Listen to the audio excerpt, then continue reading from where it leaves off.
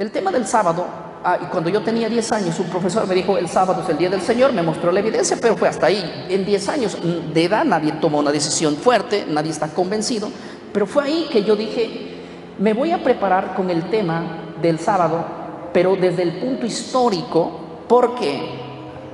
Porque la intención mía fue refutar al sábado, no avalar al sábado. Yo voy para la historia y encuentro en la historia a través del siglo I, siglo II, siglo III, siglo IV, muchas preguntas que no encajan. Peruanos lo conocen, el lugar es Omia, así se llama el lugar, Rodríguez de Mendoza, un pueblo muy pequeño del Amazonas, pero el mayor tiempo que yo tuve fue en la selva de Perú. Me crié allí en la selva de Perú, por lo tanto, aún el lugar donde yo nací no conozco muy bien. Así que yo nací ahí, soy de una familia disfuncional que a la edad de 7 años, pues mis padres se separaron y hasta el día de hoy, entonces me he criado, tengo lo que es el afecto maternal, por así llamarlo, todo el tiempo hasta salir estuve en la selva. Me he criado en el campo, sé mucho de campo, no sé conducir un carro, pero sí sé armar todo tipo de semillas, crecer, hacer producir la tierra. De hecho, a eso me dediqué mientras estuve en el tiempo que viví en la selva.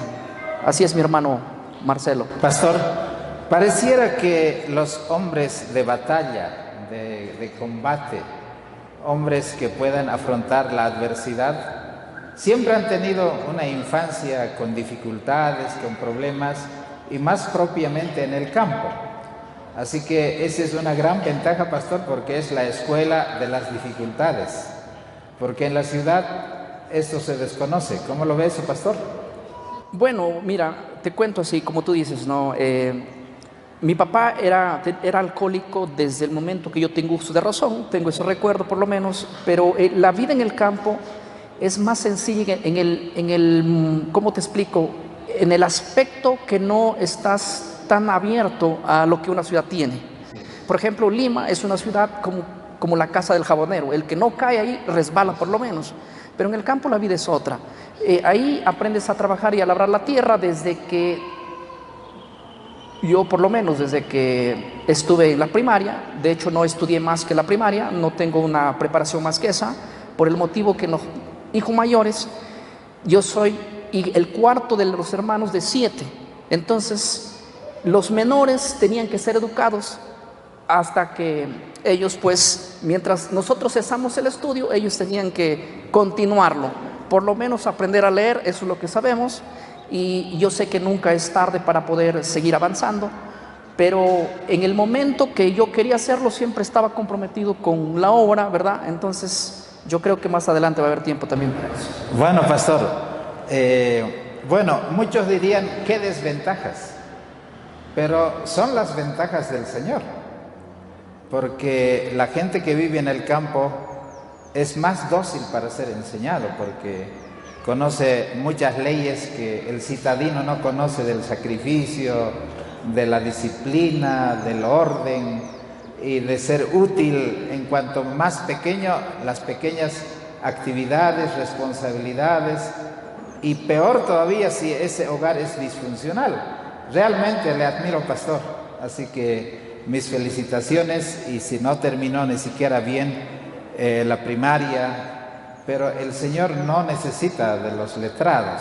El Señor busca a los humildes, aquellos que están dispuestos a poder ser enseñados en la palabra de Dios. ¿Cómo conoció, pastor, en estas condiciones el Evangelio de Jesucristo?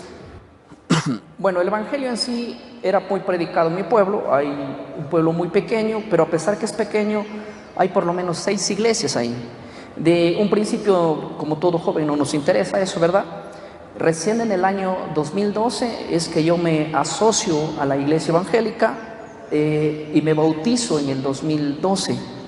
Entonces, de ahí en adelante fue que yo me dediqué a estudiar la Biblia, y en la iglesia evangélica no miran el título universitario ni si has estudiado teología o no, sino se dan cuenta de que tienes un llamado y un propósito.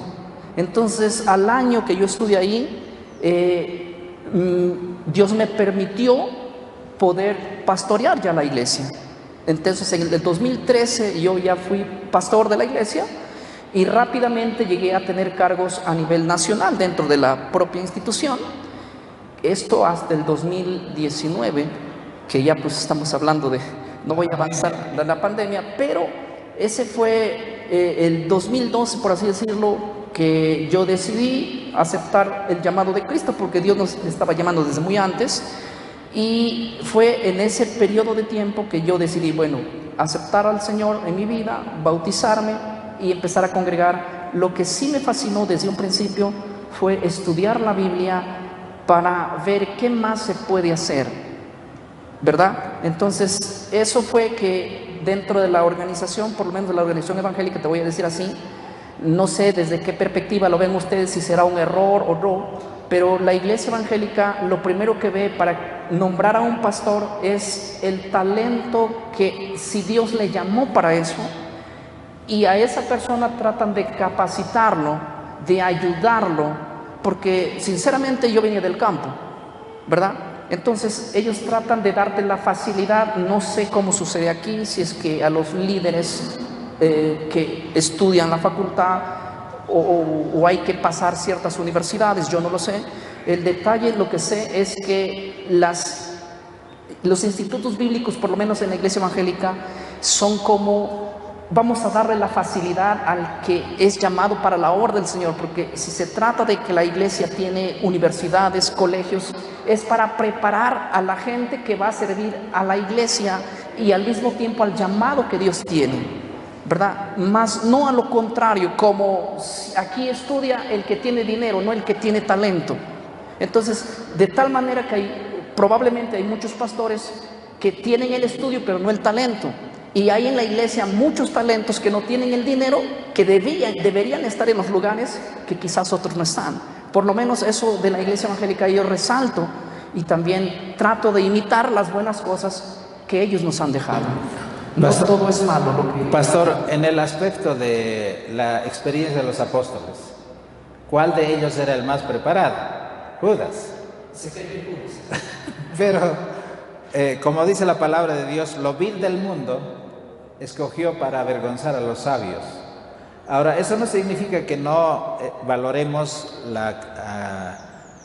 lo necesario que es la parte académica, pero en esta circunstancia en la que vivimos nosotros, cada vez la iglesia se va institucionalizando más y se exigen más títulos académicos para servir en el ministerio.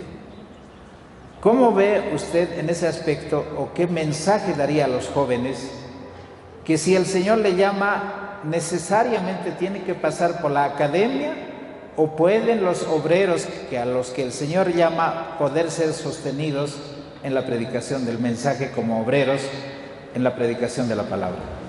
Hermano, yo creo que si voy a la Biblia, por ejemplo, Efesios 4:11 dice así: Él mismo constituyó el uno ser apóstoles, el otro ser profetas, el otro ser evangelistas, pastores y maestros. Cuando dice Él mismo, significa de que una universidad no elige al pastor, sino que el pastor elegido por Dios se lo ve.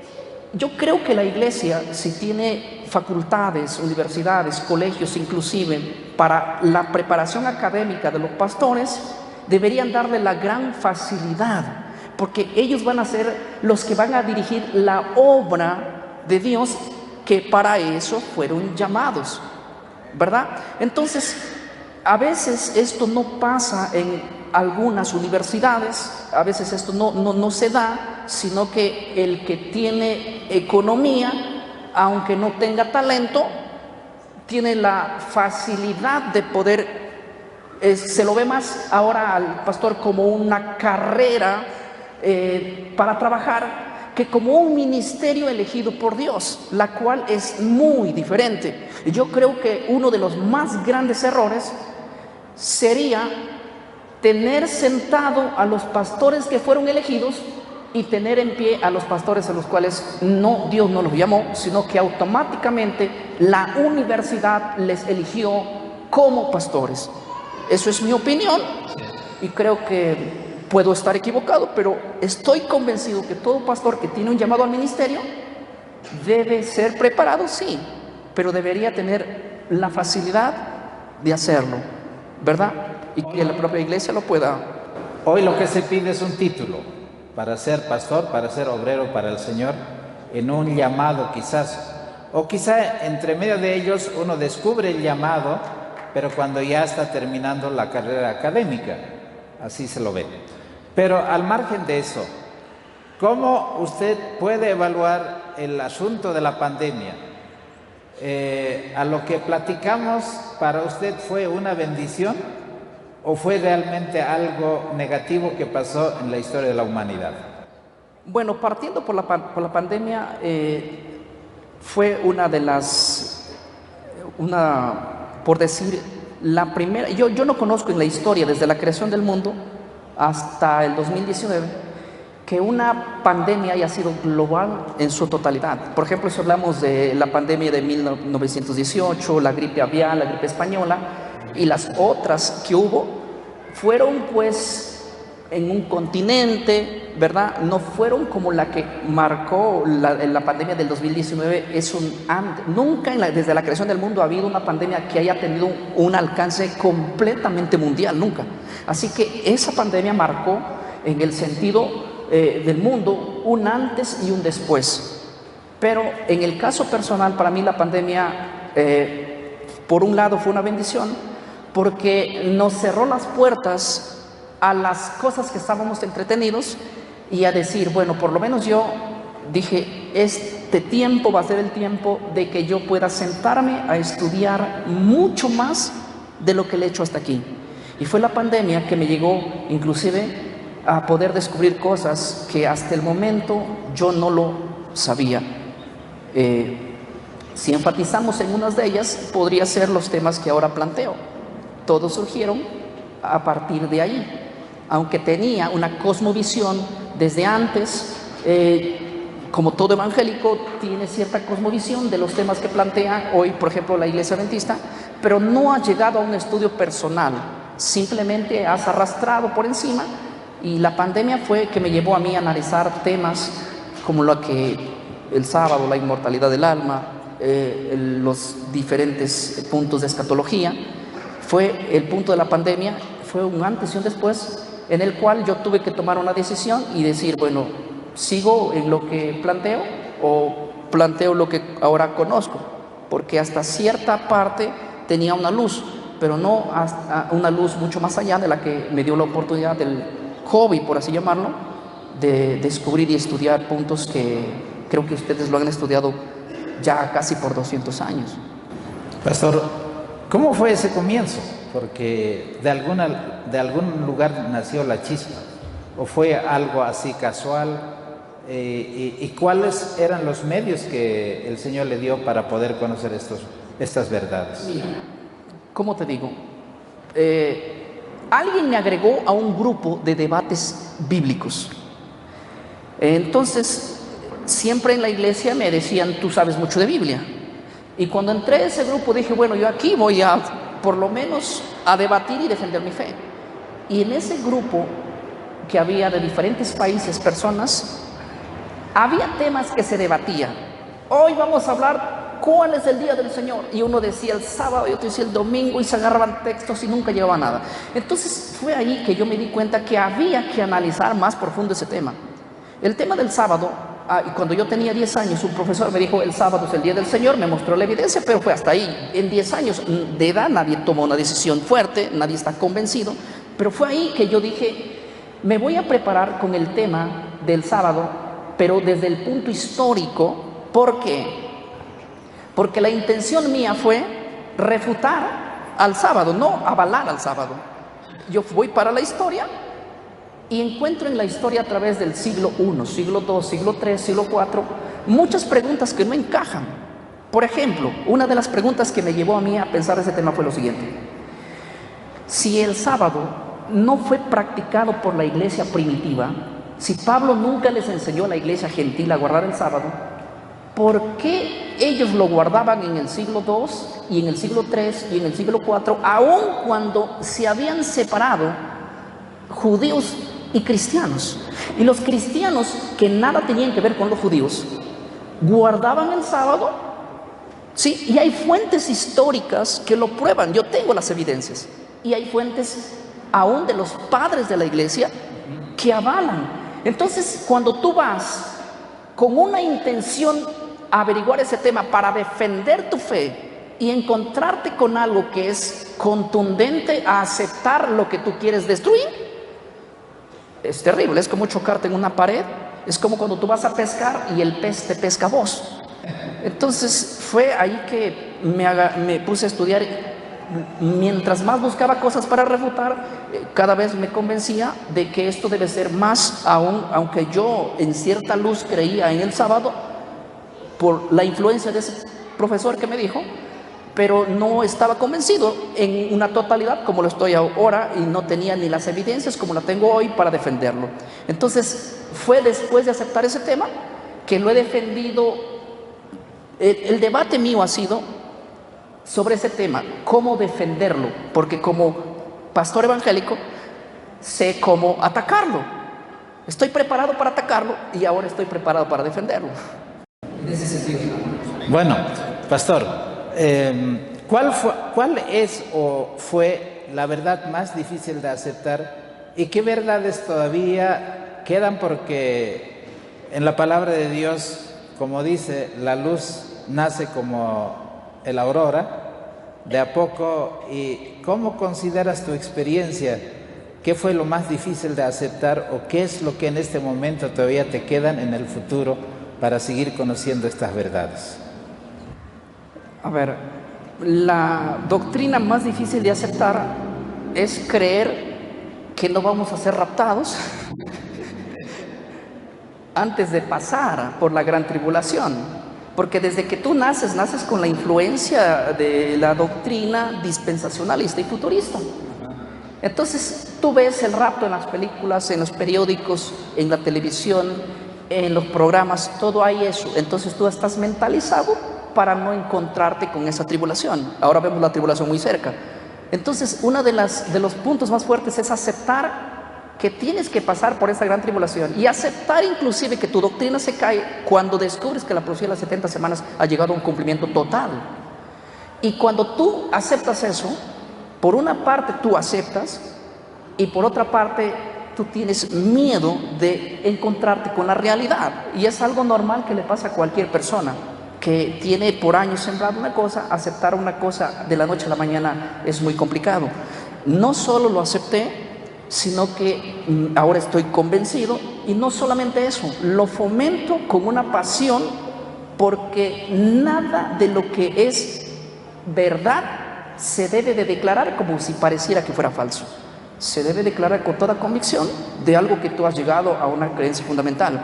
Y esto lo aprendí de los padres de la iglesia del segundo siglo, desde Ireneo de León del 130 hasta Jerónimo del 420. O sea, leí la historia de la iglesia desde el siglo I hasta el siglo V. 500 años de historia me tuve que leer en fuentes para descubrir que esta doctrina era completamente desconocido, por lo menos en los primeros 5 siglos. Luego me interesé por ver dónde inicia. No existe en el siglo X, en el siglo XV, en el siglo XVI, casi siglo XVII. Aparecen los jesuitas con esta doctrina y toda la hilación que viene de ahí en adelante.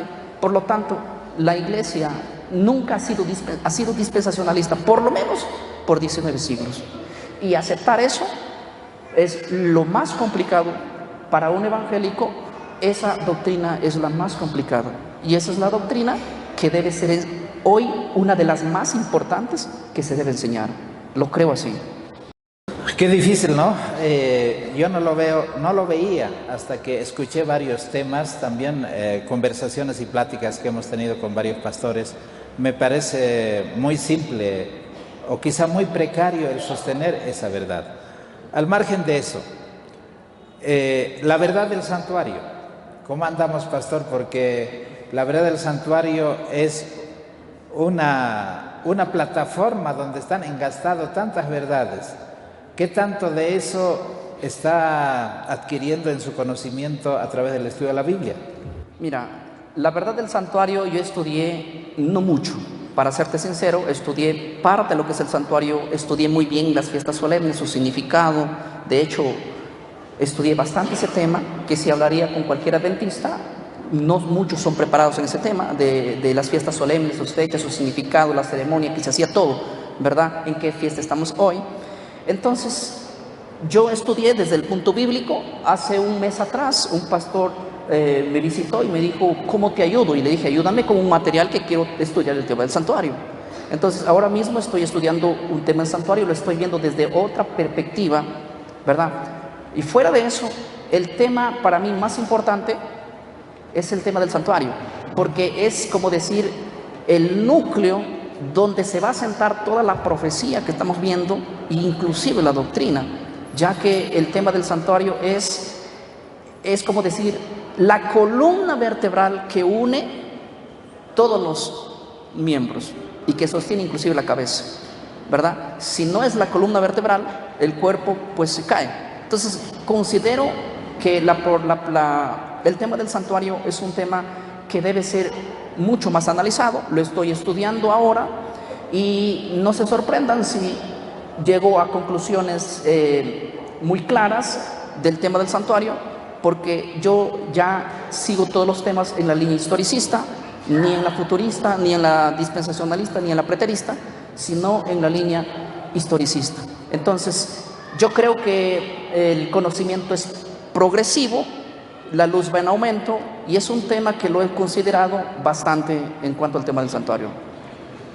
Quizá puntualizando hasta este momento, algunos se preguntarán, en el mundo adventista, usted que conoce ambos lados de lo que significa las enseñanzas que se practican en el mundo evangélico protestante y en el mundo adventista, ¿por qué no pueden hablar un solo lenguaje? ¿Dónde está el encordio? ¿Cómo el adventista debiera tratar a un hermano evangélico si quiere compartir esta verdad? ¿Y qué debe hacer el hermano evangélico para no cerrarse? ¿O qué actitud debe tener frente a esta realidad? Uy, esta pregunta es muy larga. Para responderla voy a tratar de ver cómo la puedo contestar. Mira, el hermano evangélico, cualquiera sea evangélico pentecostal, seas de los testigos de Jehová, cualquier denominación, por así decirlo, la iglesia evangélica considera que hay tres enemigos del evangelio. ¿Sí? La que forma la lista número 1 es el mormón. Para un evangélico, el mormón es enemigo del evangelio. El segundo es la iglesia adventista, es un enemigo del evangelio. Y el tercero es los testigos de Jehová. Tú, como pastor evangélico, puedes ir y predicar a cualquier iglesia evangélica y te van a recibir. Creas o no creas igual que ellos, pero como eres evangélico, igual. No tenemos esa diferencia. Pero si viene un pastor evangélico, un pastor adventista, hay que recordar que es enemigo del evangelio, porque él no cree en el evangelio de Cristo, él cree en la ley. Eso está mentalizada la iglesia. Segundo punto, ellos judaizan, así que con los judíos nada que ver, porque hay judíos que vienen a pervertir el evangelio de Cristo. Tercero, ellos no creen en la sangre de Cristo, no creen en la gracia, porque por la ley ellos quieren ser justificados. O sea, entendemos muy mal. Entonces, uno de nuestros enemigos, no en el sentido de odiarlos, pero enemigos en sí, de no llevar la misma línea, es el adventismo, el testigo de Jehová y el mormón. Para nosotros, todos van a ser salvos, menos ellos. Así que esa mentalidad está en nuestra cabeza y así nos han mentalizado. Podemos escuchar en la televisión a cualquier predicador, menos a un testigo, menos a un adventista y menos a un mormón. Ahora, eso es solo el principio. Si nosotros sabemos claramente, en la mentalidad evangélica está que los adventistas adoran a Dios, pero también tienen su diosa, Elena de White. En la mentalidad de un evangélico, no, Elena de White no es una profeta. En la mente de un evangélico es tu diosa. Así que cada vez que tú cites a Elena de White, desde tu perspectiva, tú estás citando el espíritu de profecía, pero el evangélico te está escuchando que está citando para que me entiendas, como que tú hablas con un católico y cada vez que él te dice vamos a orar a María o a pedirle a María, quiero que sientas lo mismo que siente un evangélico cuando te escucha hablar de Elena de White. Así que, por eso yo siempre recomiendo y digo, y quiero hacerte una pregunta, Marcelo. Las doctrinas que ustedes plantean, ¿se pueden defender sin el espíritu de profecía? Tuvimos un debate. Bueno, ahora yo soy el entrevistado. No, es que esa pregunta era para yo poder responderlo. Ok, entonces estuvimos con algunos pastores y en ese debate decía, ¿no? Uno de los pastores, usted enséñame sin el espíritu de profecía la verdad del santuario o la justificación por la fe. Entonces, así honestamente hablando, como algunos dijeron, yo soy whiteista, diciendo que es la que enseña, conoce los testimonios con libros y páginas, pero frente a un católico y a un evangélico, ese le vale un cohete. Entonces, ¿qué tengo que hacer yo siendo inteligente? Si voy a ir a un evangélico, a un católico, el libro Conflicto de los Siglos dice eso, ya tengo perdido la batalla. Entonces, este pastor decía, tenemos que llegar al método Lutero, sola escritura. Esta es la espada, y los mismos testimonios dice que no podemos utilizar libros del Espíritu de Profecía para que cuando queramos enseñar la palabra de Dios a uno que no es creyente, como un adventista que es miembro de iglesia. Así que desde ese momento, personalmente, trato de separar. Si voy a predicar a un hermano adventista, trato de utilizar algunas citas, pero quizá no tan enfatizado. Hoy casi mis sermones son más bíblicos, pero eso no significa que yo no crea en la inspiración del Espíritu de Profecía. Ahora, es importante esa respuesta, ¿saben por qué? Porque te lo digo por experiencia y porque yo veo. Cada vez que un evangélico se sienta a mirar a alguien en la televisión que empieza a hilar un tema extraordinario, el evangélico es muy curioso y le encanta cuando sobre todo hay pastores preparados que saben hilar los temas. Es llamativo. Y el evangélico se dice, wow, qué pastor para más sabio. Pero de pronto el pastor en su predicación dice, como dice la sierva del Señor, o puede decir, como dice la pluma inspirada, o como dice Elena Arnold de White. Hasta ahí llegaste. Para un evangélico te va a cambiar de canal. No, porque recuerda, tú tienes que considerar esto, que en la mente del evangélico estás citando a María, estás invocando a María. El evangélico no entiende lo que yo entiendo en adventista. Por lo tanto, es un gravísimo error querer leduar la iglesia evangélica. ¿Sabe cómo? Llevándole el espíritu de profecía. Él te va a recibir, pero dentro de la iglesia evangélica el espíritu de profecía es muy conocido, salvo que lo cambies de nombre. De otra manera, él va a leer el título, por ética te va a recibir. Pero déjame decirte que si tú eres un evangélico o un adventista como lo eres, y de pronto yo como católico vengo y te regalo el Ave María, tú vas a ver en la carátula el Ave María, tú no vas a tener ganas de leer ese libro. Y nosotros pensamos que estamos haciendo una gran obra. Sí, va a haber gente y hay excepciones a la regla, pero déjame decirte, ¿cuánto han invertido en el espíritu de profecía en ese libro? Muchísimo. ¿Y cuánto han ganado?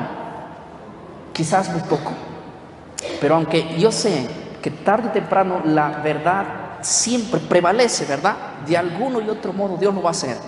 Lo que digo simplemente es que para que la iglesia adventista pueda evangelizar, ¿cómo lo podríamos evangelizar ya que está evangelizado? Para que pueda adoctrinar a un evangélico, tiene que hacerse evangélico en su manera de citar la Biblia. El evangélico es pura Biblia.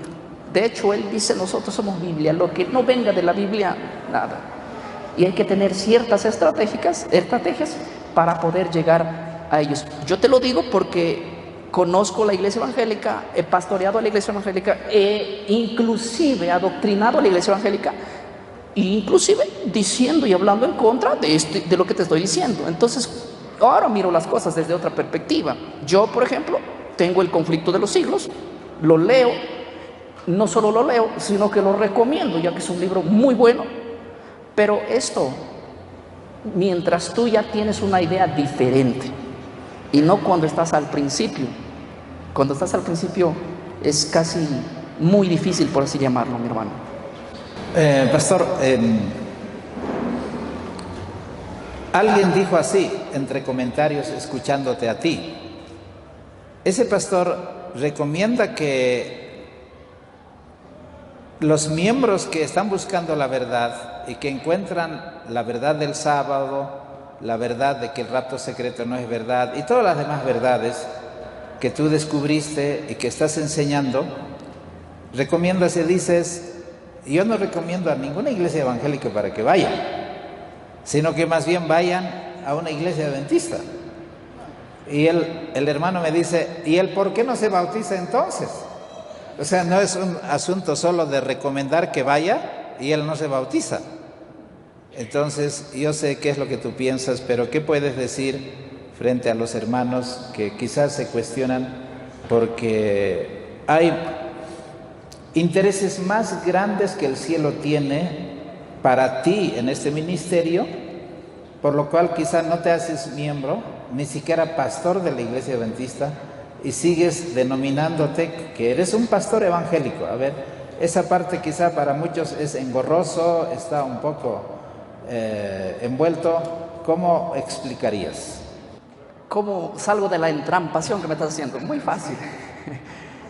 Mira, nosotros tenemos muchísima gente a nivel del mundo que escucha nuestros mensajes. Ahora ha causado un impacto mundial dentro de la habla hispana, nuestros mensajes dentro de la iglesia evangélica, y hay muchísima gente que se ha bautizado en la iglesia adventista de diferentes países.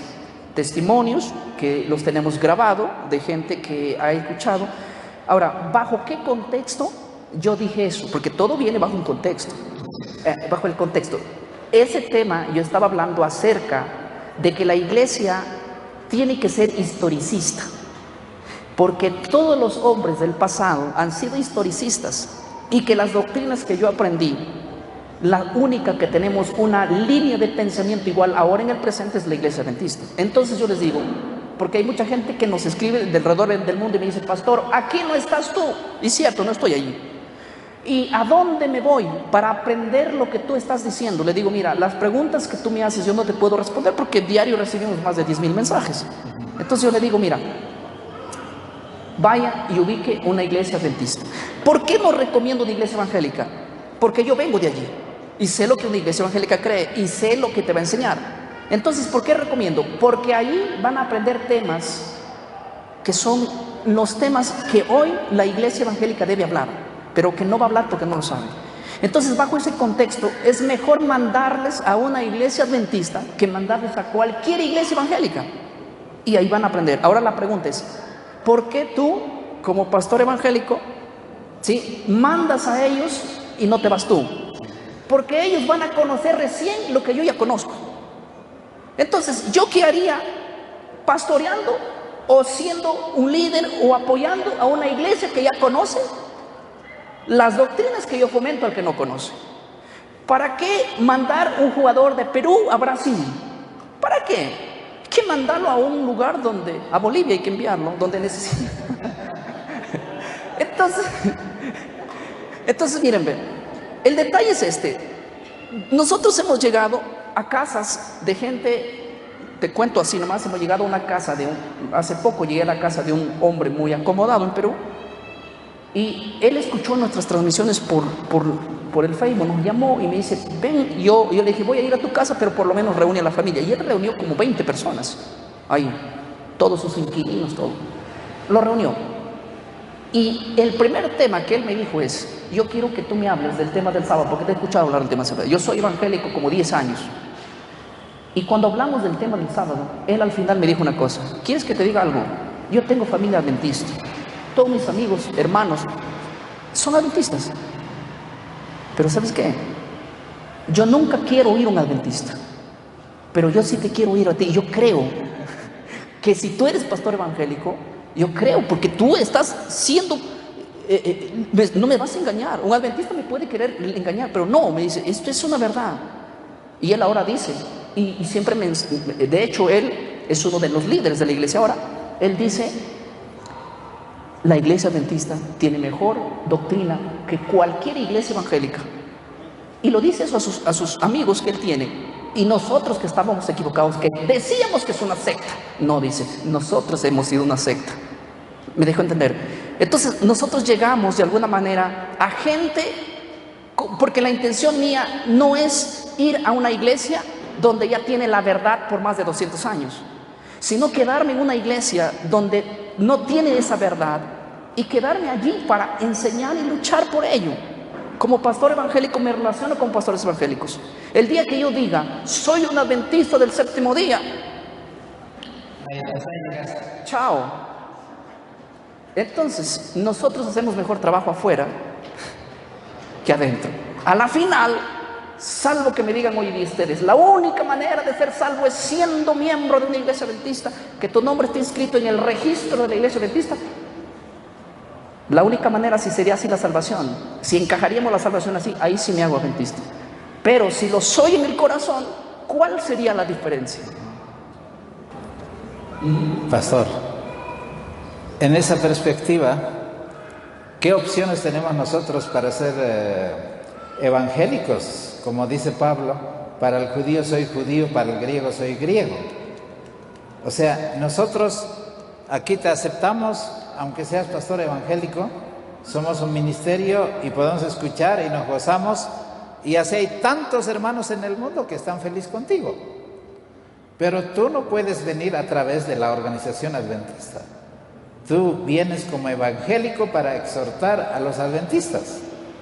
Entonces, en ese aspecto, ¿cómo ves la perspectiva del mensaje? ¿En qué parte encajas tú? ¿Cómo el mensaje de la verdad presente, el mensaje de los tres ángeles, va a terminar? ¿En qué proceso estamos? ¿Cómo lo ves desde tu perspectiva? Mira, yo creo que Dios les ha escogido a ustedes porque la iglesia, bueno, considerando, sí, a mí me gusta mucho estudiar la historia, viendo los aspectos y la realidad, sondeando a nivel mundial, digo, ¿qué iglesia es la que tiene la responsabilidad del mensaje de los tres ángeles? ¿Los testigos de Jehová? ¿La iglesia evangélica? ¿La iglesia católica? No encuentro otro candidato más que la iglesia adventista. Entonces, los que tienen que hacer el trabajo son ustedes. ¿A quién lo van a esperar? A nadie más. Y de alguna manera, eso ustedes lo tienen que tener en la mente. El mensaje de los tres ángeles debe ser el tema del pan del día de hoy. ¿Por qué? Porque tenemos el nuevo orden mundial a la vuelta de la esquina. Ahora todos los programas, eventos, campañas que se hagan deben estar relacionados con eso, porque es el último fuerte golpe del adoctrinamiento a la voz que diga, temed a Dios y dadle gloria, salid de Babilonia, si no sales vienen sobre ti las plagas. Si no los advierte el que sabe, ¿quién lo va a tener que hacer? Por lo tanto, estoy convencido de que él tiene que enseñar el que lo sabe, al que no lo sabe. Entonces, en este caso no hay opción. No esperen a un evangélico hacerlo, lo tienen que hacer ustedes de alguna manera. Por lo tanto, yo quisiera, o digo, ¿no? Ustedes toman la última palabra. Lo que yo diría es que todos los eventos que haga la iglesia lo haga con un fin de esto. ¿Y saben cuál es uno de los errores, por así llamarlo? Les voy a decir una. Yo ahora me relaciono con la iglesia que pastoreo, todos han sido dominicales, todos. Y ahora todos guardan el sábado. ¿Ya? Todos. No hay ni uno solo y cada día se suman más. Ya el lugar tenemos que ampliar porque ya no cabe la gente, y a mí me conviene que no vengan mucho porque ya no puedo atenderlo, estoy rogando que no vengan, que se queden, y los que viven cerca vayan a las iglesias adventistas. Yo le digo así porque no puedo atender mucha gente, no tengo muchos líderes, aunque inclusive pastores se han sumado, pero esos pastores, tú dices, pero tienes pastores, sí, pero esos pastores son nuevecitos en el conocimiento y hay que enseñarlos todavía. Ahora, ¿saben cuál es uno de las cosas que tengo como por decir que no estoy a favor? Es que los que conocen esta verdad tienen miedo decirlo. ¿Por qué? Y no hablo solamente de los líderes, sino que dicen, yo te voy a decir lo que piensa un evangélico. Un evangélico no quiere que te vayas dándole tanta vuelta. El evangélico está enamorado de la Biblia, él está enamorado de la palabra.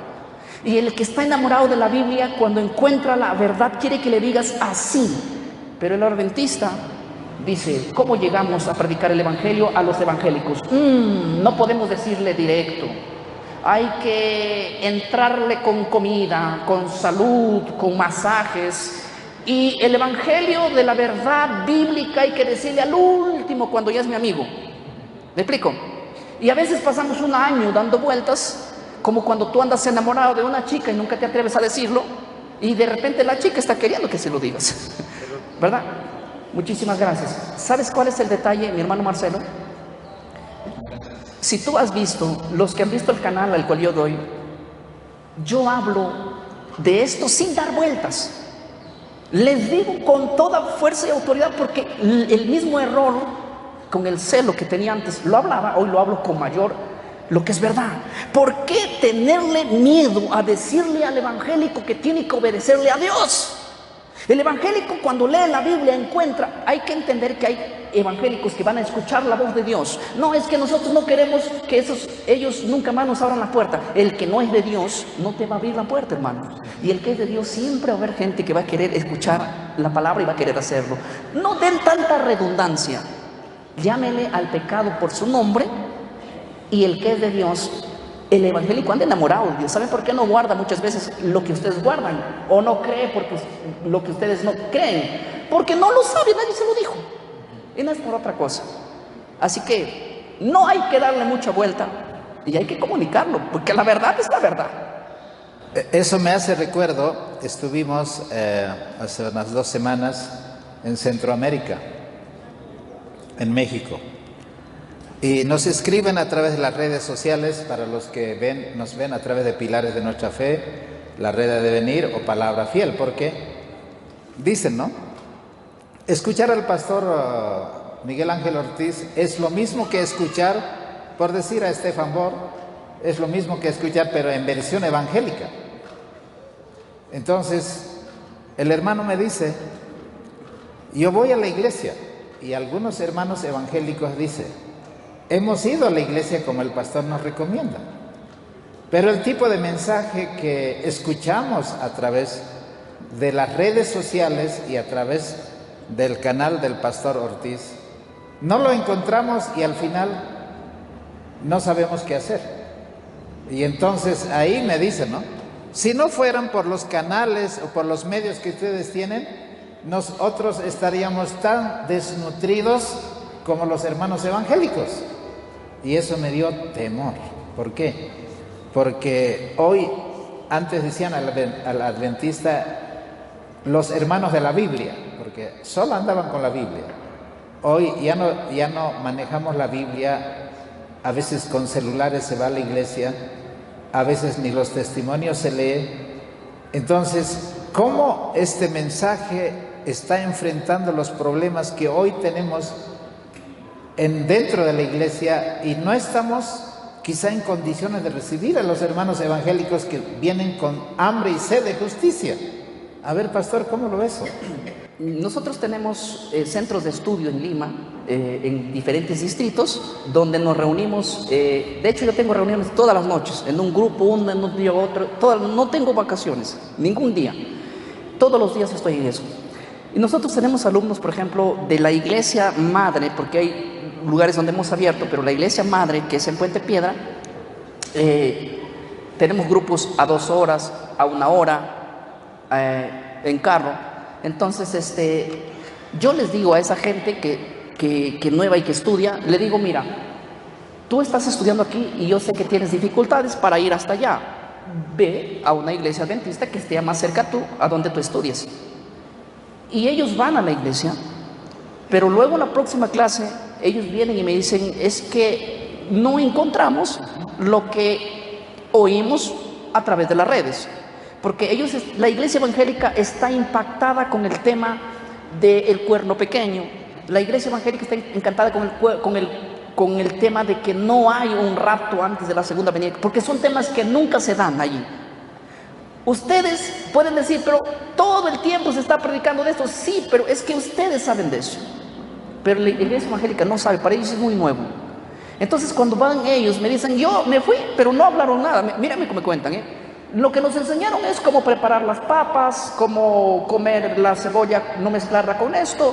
Entonces me dicen, ¿es una iglesia o me mandaste a un restaurante chef? Me lo han dicho así. Entonces me dicen, mira, yo prefiero ir donde tú estás. Toman, no te miento, pero hay gente que viene a la iglesia desde 3 horas cada sábado, se levanta a 4 de la mañana para llegar a 9, porque nosotros en hora somos puntuales, siempre. Eso lo aprendí de un testigo de Jehová. Un testigo de Jehová me enseñó a ser puntual. Y yo creo en eso. Y la iglesia sabe que uno de los puntos más cruciales de nosotros en todos nuestros programas es ser puntuales. 9 de la mañana comienza el sábado y tú no vas a ver a gente llegando 9:05. Vas a ver gente llegando ahí. Yo, por lo menos, estoy desde 1 hora antes. Abro la puerta y cierro la puerta. Soy el portero de la iglesia. De verdad. Pero si tú no lo haces con el ejemplo, ¿qué vas a reclamar a los demás? Entonces, yo les digo, a los que me llaman así de lejos, les digo, mira, la entrada es las 9 en punto, porque para mí el momento más especial es la oración. El momento de la oración que llegar. Entonces, si tú llegas 9:01, ya no entras, le digo yo. Y llegan temprano. Entonces eso hay que aprender también, son cosas que se pueden aprender, que es una iglesia viva. Entonces, te lo digo así, yo tengo un alumno que él vive cerca nomás de una casa. Él me dice, mira, yo voy a la iglesia, los hermanos llegan a las 10, se van a las 12 y ya no vuelven en la tarde. Así se guarda el sábado, me preguntan a mí. Claro. Me preguntan a mí y me dicen, aquí no hay, allá yo veo que están puntuales, comen, terminan el programa todo estructurado. Entonces me dice, yo no voy a ir para allá, aunque tú me digas que no voy a ir para allá. Entonces de alguna manera yo siento que la iglesia no está preparada, porque a mí me enseñaron que al nuevo hay que enseñarle con nuestro ejemplo. Si te ve que congregas cuando quieres, llegas a la hora que quieres, te vas a la hora que quieres, pues, así es. Entonces así se sirve a Dios. Y aprenden malos hábitos de gente vieja. Y no en el sentido carnal, sino en el sentido tal vez de la fe. Entonces tenemos que hacer notar la diferencia en esos puntos que son cruciales. Otra cosa, la mayoría de hermanos evangélicos que me escriben, la semana pasada me escribía y me hacía un montón de preguntas. Dentro de ellas, no se me pasen, que no se me olviden. Me decía, mi temor de hacerme adventista a la iglesia que tú me mandas, ¿cuál es mi temor? Es que yo imite lo que ellos hacen. Y yo le digo, ¿pero en qué sentido? Pero tú marca la diferencia. Sí, le dice, pero es que las hermanas se visten de una manera tan mundanas que no me estoy yendo a una iglesia evangélica. ¿Y cómo tú le explicas ahí? Porque nosotros, los pastores evangélicos, hablamos también de la indumentaria, ¿verdad? No la fanatizamos, pero por lo menos hacemos énfasis que una mujer debe ser con modestia, ¿verdad? Entonces, un evangélico, escúcheme bien, hay 2 tipos de evangélico. El evangélico radical, tradicional, que tiene muy buena intención, él viene a ver y va a impresionarse de la iglesia, y él anda mirando cómo es que la iglesia es. Si esta es la iglesia de Dios y que tiene la sana doctrina, él no quiere encontrar una sana doctrina solamente en ciertos temas, sino en todo. Y hay cosas que cambiar, ¿verdad? Entonces, de alguna manera, necesitamos o necesita la iglesia cambiar ciertos hábitos, porque cuando tú vives en tu casa, no ves las cosas. Cuando alguien viene de afuera, se da cuenta de cosas que tú no te das cuenta. Y eso es algo importante. Muy bien, casi para ir concluyendo. 2 eventos. la pandemia y la guerra de Israel y Palestina. Quizá el evento más importante para el mundo evangélico no sea tanto la pandemia, pero la guerra entre Israel y Palestina es algo por el cual están orando y, o sea, ¿por qué están tan descontextualizados en cuanto a la interpretación profética nuestros hermanos evangélicos? Mira, el evangélico, todo evangélico, generalizo aquí, cree que la profecía de las 70 semanas está en pausa y que necesita la última semana despausarse en estos días que estamos viviendo. Entonces, el ojo de la iglesia evangélica está allá en Israel. Ellos van a ver, están como Israel es el reloj profético. Entonces la iglesia evangélica mira a Israel como el cumplimiento de la profecía, como que Dios todavía tiene como pueblo algo que hacer con ellos.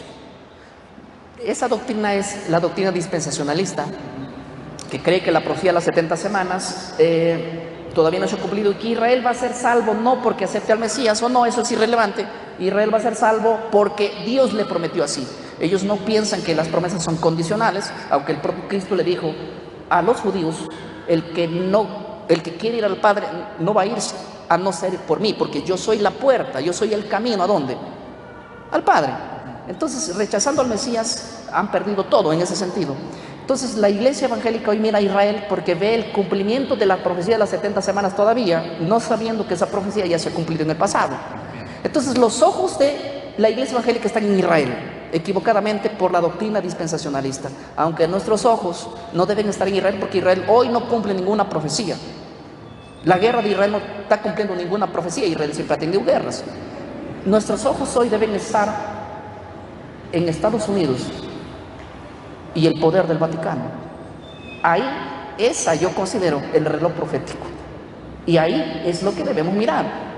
Allí va a suceder todo lo que nosotros estamos mirando a Israel. El dispensacionalismo nos hizo mirar diferente. Martín Lutero, los reformadores, miraban al cuerno pequeño como el cumplimiento de las profecías. El dispensacionalismo, a través de los jesuitas, nos hizo cambiar la dirección. Miren a Israel, que no lo miren al papado. Y el problema es que si nosotros no logramos identificar quién es el que va a poner la marca de la bestia, se van a casar con ella, van a hacer alianza con ella. Y hay que decirle urgentemente a la iglesia evangélica que necesitan por lo menos identificarlo quién es. Identificándolo quién es, van a saber que no hay que ser ecumenismo y es más, abandonar las doctrinas y salir de Babilonia. De otra manera no se puede. Pero no es muy duro para el hermano evangélico en estas circunstancias, porque hoy día Israel es la niña de sus ojos de Jehová. Y decirle de que el pueblo de Israel no cumple ningún evento profético, sino que el foco está en Estados Unidos y el Vaticano. No es como hablarle, como decimos en chino, que no lo van a entender. No se puede sacar algo que te inculcaron tan fácilmente. Te lo voy a decir así. En el siglo I, los rabinos habían levantado una ley, era una ley rabínica, que los judíos no pueden acercarse a los gentiles a comer con ellos, ni siquiera tener compañerismo. Pedro, lleno del Espíritu Santo, hace esa diferencia inclusive. Cuando tú vas a ver a Pedro hay que explicarle que tiene que predicar el evangelio a gentiles. 1, 2. Cuando él se encontraba con sus compañeros judíos, él no comía con los gentiles, hacía esa cierta diferencia, guardando esa ley que le afectaba hasta ese momento, a pesar de que había sido iluminado en cierta área. Lo que tú recibes por tradición y te han mentalizado 20 años y 30 años de que Israel es la línea de los ojos de Dios, no es fácil que en una hora de predicación, que poco escuchan, es más, a nadie escucha la iglesia evangélica, no escucha a pastores adventistas, por lo que ya te mencioné, que en sus temas muchos citan lo que ellos no quieren oír, ¿sí? Entonces, ese es el factor que, como poco se habla, o se habla mucho por las iglesias historicistas, se habla mucho del tema, pero el evangélico desconoce porque para él no oye a esto. Por lo tanto, y lo poco que escucha no va a poder quitar lo mucho que él ha tenido a través del tiempo, de los temas, de todo lo que lo influye. No es fácil dejar, te lo digo por mi propia experiencia, no es fácil dejar, entras en un conflicto y en crisis inclusive, pero nada, el conocimiento es progresivo, asimilas las cosas y de alguna manera lo vas a hacer. Entonces no es tan fácil como parece. ¿Y no te tienen los pastores evangélicos como un enemigo de las denominaciones evangélicas? Mira, para serte sincero, nosotros los miércoles en Lima tenemos eventos con pastores. Nos reunimos todos los pastores del cono norte de Lima, ¿sí? Donde hablamos. Un pastor por un mes tiene a cargo de esto. Yo planteé estos temas, hablé de escatología, hablé del sábado con una delicadeza extraordinaria. El gran detalle es que la reunión aprueba, dice que sí es cierto, pero hay mucha gente que acepta. Pero no se trata de aceptar, sino de obedecer. Pero como que también dentro del propio concilio hay pastores que no van a aceptar por más que un ángel del cielo venga y les diga lo que es cierto. O sea, siempre este tema va a haber un cisma. Por eso yo siempre digo, no tengan mucho miedo de dar esta verdad por el hecho de que van a ser no aceptados. En cada momento, en cada tiempo, siempre que tú le prediques, va a haber un cisma, va a haber una división entre el que acepta y el que no acepta. Entonces, no es con espada ni con ejército, es con el poder de Dios que se va a hacer. A veces nosotros quitamos eso y queremos, con nuestras estrategias, querer evangelizar, cuando eso no nos ha prometido. Hay que ser estratégico, sí, pero cuando tenemos una verdad, hay que plantearla. Y llegamos al punto de decirles, como Martín Lutero, yo les dije, y ahí a todos los pastores, ustedes escuchan muy bien este tema, ya saben toda la verdad. Ahora ustedes, si quieren hacerlo, háganlo. Pero lo que no van a poder probarme es que yo estoy equivocado. Y hemos tenido debates fuertes, hablando todo argumento que se levantaba. Yo le digo, pero ese argumento yo lo usaba como de la denominación y hace cómo refutarla. Entonces, aunque ellos ya se cansaron por no poder refutarlo, de alguna manera lo han aceptado. Pero, como te digo, lo aceptan. Pero de ahí a hacerlo es otro problema. ¿Cómo le digo a la iglesia que le tuve engañado 20 años? Y ese es un problema fuerte. Eso es más complicado aún todavía. De verdad, y es muy, muy complicado. Tengo ahora mismo pastores que me dicen literalmente así, mirándonos, pastor, dime, ¿me van a votar de la iglesia cuando me entero? Claro que te van a votar, pero si tú te has sido llamado para complacer a los hombres, quédate ahí. Yo pasé por la experiencia, ahora pasa tú. No puedo pasar por ti, pero de alguna manera tú tienes que tomar. Ya no son felices, ¿me explico? Y son iglesias enteras que nos están llamando allá mismo en Perú, que de nuestro retorno vamos a ir a la inauguración de una iglesia nuevecita con todos sus miembros que están aceptando con todo y pastor estos temas. Ya tenemos la fecha marcada inclusive. Para terminar, dos preguntas cortitas. Uno, si te invitaran para ser pastor adventista y que te den con credencial con todo, ¿por qué no aceptarías? Y la última pregunta, ¿usted acepta el mensaje de la reforma pro salud? Ya sabes, en el término que te estoy hablando, que tú ya lo sabes.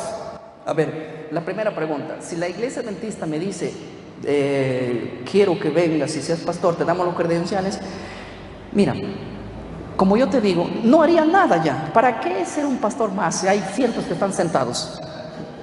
Cientos que son pastores que han estudiado. Yo no pasé por la Universidad Adventista. Entonces, ¿para qué? Me diría yo, en primer lugar, vamos a suponer, esa es la primera razón. ¿Qué haría yo allí? ¿Para qué llevar un vaso de agua al mar? ¿Para qué? No hago un vaso de agua salada al mar. ¿Para qué? Si hay tanta agua salada ya. En segundo lugar, si yo fuera pastor adventista con credenciales, tendría que sujetarme a lo que digan los de arriba. Y eso a mí no me gusta. Y no que estoy en contra, sino que a veces yo soy libre, por ejemplo. Vamos a suponer que ustedes son los evangélicos y yo soy el adventista, ¿ya? Le hubiera dicho a mi delegación arriba, me voy a ir a Bolivia a predicar a una iglesia adventista. ¿Estás loco tú? ¿Qué te pasó? Entonces yo no estaría aquí. ¿Me explico? Entonces hay cosas que yo veo que no estoy de acuerdo en el sistema estructural de cómo a veces se les impide libremente poder hacer esto y se los tiene la gente engatusada con ciertos temas que yo diga, que yo mande, que yo ordene, y el que se sale de la línea pues hasta te pueden disciplinar, ¿eh? Y no, para mí eso no está bien. Entonces ahora libremente predico, elijo los temas, lo hacemos, hermano, y lo hacemos, que no me salga de la Biblia. O sea que terminarías excomulgado y borrado. No durarías un mes. Muy bien. La última pregunta fue, ¿no? La última pregunta. Mira, el tema pro salud yo lo he entendido a la perfección. Primeramente, quiero decirles que esto fue para la Iglesia Nuevo. Hablamos esto y Dios me ayudó en esto. Debo decir por qué. Porque después de predicar el tema, primeramente yo hablé del tema de los animales inmundos, porque saben que la Iglesia Evangélica ama comer de todo. Entonces ya cuando ya teníamos todos los miembros allí, fue una predicación. En una predicación que yo dije, Señor, me vas a ayudar así, no sé cómo. Y hablamos de este tema en 2 seminarios. Y ahora yo les dije así. Ahora ustedes conocen la verdad. Y déjenme decirles una cosa. Eso se lo digo en serio. A partir de ahora, los que coman animales inmundos me van a venir a contar a mí que se van a enfermar. Se lo digo en serio. Y así fue, mi hermano. En eso, por eso te digo, en eso Dios me ayudó. ¿Por qué? Porque los hermanos me llegaban los testimonios a decirme, pastor, 40 años de comer chancho, de comer cerdo. Nunca en la vida jamás me enfermé. Y para probar de que de repente el chancho estuvo mal, comí por segunda vez otro día y lo mismo. Y por tercera, no, esto no es palabra, hay que dejar de esto. Y la iglesia dejó a punta de enfermedad. Se lo digo en serio, pero lo ha dejado. Ahora, el tema pro salud del ser 100% vegetarianos es algo que en mí, por lo menos yo lo veo bien, correcto. Si se puede y hay que hacerlo, interesante. En los últimos, por lo menos en los últimos meses que hemos estado planteando ese tema un poco más suave, ¿verdad? Pero yo lo tengo muy bien, que la reforma pro salud, para mi bien mío, ¿en qué lo haría bien eso a Dios? Eso es para mí bien personal. Entonces yo no rechazo eso por ningún lado, te lo digo, soy sincero. Y por eso es que cuando tú me dijiste, ¿a dónde vamos a comer? Te dije, vamos a comer vegetariano. Y me encanta la comida vegetariana, te lo soy sincero. Además disfrutaste de los 2 días que compartimos comida vegetariana. Así que una de las cosas interesantes es que el evangélico es tan rápido de aceptar y no es tanto de dudar, mientras que el adventismo busca 1000 argumentos para practicar algo sabiendo que eso es lo correcto delante de Dios. Finalmente, pastor, conversamos que no solamente el asunto es de quedar en Bolivia compartiendo tu mensaje. Yo no sé si volverás o no volverás a Bolivia, pero esta semana estamos comenzando para hacer esta campaña de evangelismo. ¿Cuántos evangélicos vendrán? No lo sé. Serán los hermanos los que trabajen y traigan noche tras noche. Pastor, está en la perspectiva de que no solamente Bolivia te está pidiendo hacer este tipo de campaña juntando 2 pueblos diferentes. Está en perspectiva que al año, en el mes de enero, tendremos una campaña en Cusco, juntando las iglesias evangélicas con los hermanos adventistas. Y yo no sé si habrá box, ¿cómo nos entenderemos a lo mejor? Habrá alguna discusión, yo qué sé, pero el corazón está dispuesto. Entonces, en esa perspectiva, pastor, esto pareciera ser algo imposible hace 5 o 10 años. Hoy es tan real, y no solo que es real, es muy prometedor, porque de aquí tú te vas a varios lugares, me mencionaste algunos países que a donde el Señor te enviará. Sería la última pregunta. ¿Cómo ves este desafío del Señor que nos pone delante del pueblo, delante de la iglesia? Quizás sea el inicio de una cadena que se va a despertar. Estamos viéndolo así, de mucha gente que va a tener ese tipo de despertar. Esto es cierto porque, mira, tenemos de aquí, mi agenda por lo menos está hasta marzo ya, en el sentido de lo que vamos a hacer, y todo el trabajo que vamos a desarrollar a partir de hoy es la iglesia evangélica con la iglesia adventista fusionada. En serio, porque de aquí viajo para Lima, luego voy para República Dominicana. En República Dominicana voy a estar desde el 20 de diciembre, entonces hasta el 8 más o menos de enero, donde las iglesias evangélicas que allá tenemos mediante las redes, hay por lo menos 9 iglesias evangélicas que se van a unir con hermanos de la iglesia adventista para que juntos hagan un programa fusionado. La iglesia adventista va a llevar a los hermanos evangélicos que ellos tienen, y la iglesia evangélica va a tratar de llevar a más evangélicos. O sea, vamos a estar en 3 o 4 ciudades en República Dominicana haciendo este impacto. Y no solamente eso, sino que conmigo se comunicó un hermano evangélico que tiene mucha influencia en la iglesia evangélica en Puerto Rico. Y él me dice, mira, en Puerto Rico nosotros tenemos influencia a través de los canales, a través de la política, a través de todo esto, y yo quiero que tú vengas. Es más, dime cuánto vale el pasaporte que mañana mismo te lo compramos. Y hablamos de hacer un evento grande allá. Me dice, hay que hacer un evento por lo menos para 3,000 evangélicos. Y a los 2 días me llama un hermano adventista de Puerto Rico y me dice, hermano, yo soy adventista, queremos que vengas a hacer un proyecto acá. Y le digo, mira, alguien me llamó de allá, ¿por qué no te contactas con él? Y ellos se contactaron los dos. Y al rato me llama el hermano adventista y me dice, hermano, estamos haciendo todo, nos vamos a hacerlo. Nosotros como adventistas vamos a llevar toda la gente evangélica que podamos, y ellos como iglesia evangélica se van a organizar para todo. Me dice, el Señor te quiere llevar a la tierra de donde surgió el último de los pregoneros más fuertes de la doctrina del rapto, Gigi Ávila. A su tierra de él te quiere llevar a hacer una reforma. Y esto es fuerte. Y si en el plan de Dios está así, o sea, todo esto está así funcionando. Igual en Cusco.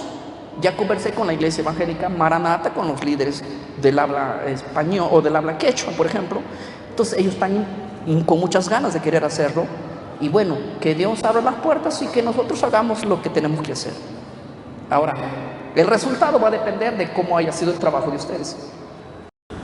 Para la buena noticia, la red ha de venir se va a asociar al trabajo de Cusco. Así que yo creo que la lluvia tardía se va a derramar y aquí va a haber lo que ocurrió con los apóstoles. Corazones llenos del Evangelio de Jesucristo, terminando en poco tiempo y compartiendo estos mensajes y comiendo todos en común, no habiendo distinciones, pero creyendo en la misma verdad, en el mismo Evangelio. En todo eso, ¿no ven ustedes, amigos y hermanos que nos escuchan en la red, que este es un milagro que Dios está haciendo? Realmente es maravilloso. Así que, Pastor Ortiz, gracias, que no demoraste en venir. Así dijo uno de los apóstoles, y llegaste pronto a venir a compartir con nosotros. Y es como que fuésemos amigos de mucho tiempo, hermanos en la misma fe, y estamos contentos de que el Señor haya unido nuestros corazones. Estamos gozosos y contentos.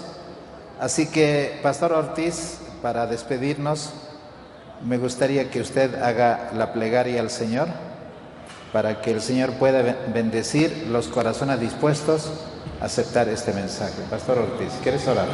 Sí, vamos a orar. Vamos a arrodillarnos para orar. Oremos, iglesia. Bendito Padre que estás en el cielo, te agradezco, Señor, por la oportunidad que me das de estar en este lugar. Tú conoces el corazón de cada uno de mis hermanos y las intenciones que tenemos, Señor, de lo más profundo. Sabes que hay un gran reto que afrontar, pero lo único que pedimos, Señor, es que tu Espíritu Santo vaya con nosotros. Nos queremos olvidar de nuestras estrategias, de nuestros talentos, de nuestras habilidades y decir: Señor, si tú no vas con nosotros, no queremos ir solos, porque ir solos simplemente sería una pérdida del tiempo. Así que invocamos tu presencia para que vaya delante de nosotros, Señor, porque la obra es tuya y el trabajo es nuestro. Gracias, Señor, por ese privilegio de darnos, de ser comunicadores del plan de salvación que tú has trazado para el ser humano. Así como tú has levantado hombres a través de los años, vas a seguir haciéndolo también, y donde quiera que estén esas personas y esos líderes que quizás hoy están en la Iglesia Católica o Evangélica, tú los vas a ir sacando, quizás no de sus denominaciones, pero de sus creencias, porque el punto es salir de ella, pueblo mío, refiriéndose a una doctrina específicamente traída allí por engaño de la bestia. Bendice cada corazón, el cual de antemano va a ser anunciado. Creemos en el santo y bendito nombre de Jesús. Amén. Amén, Señor. Amén. Pastor Ortiz, ha sido un gusto. En nombre de la iglesia, que el Señor le bendiga.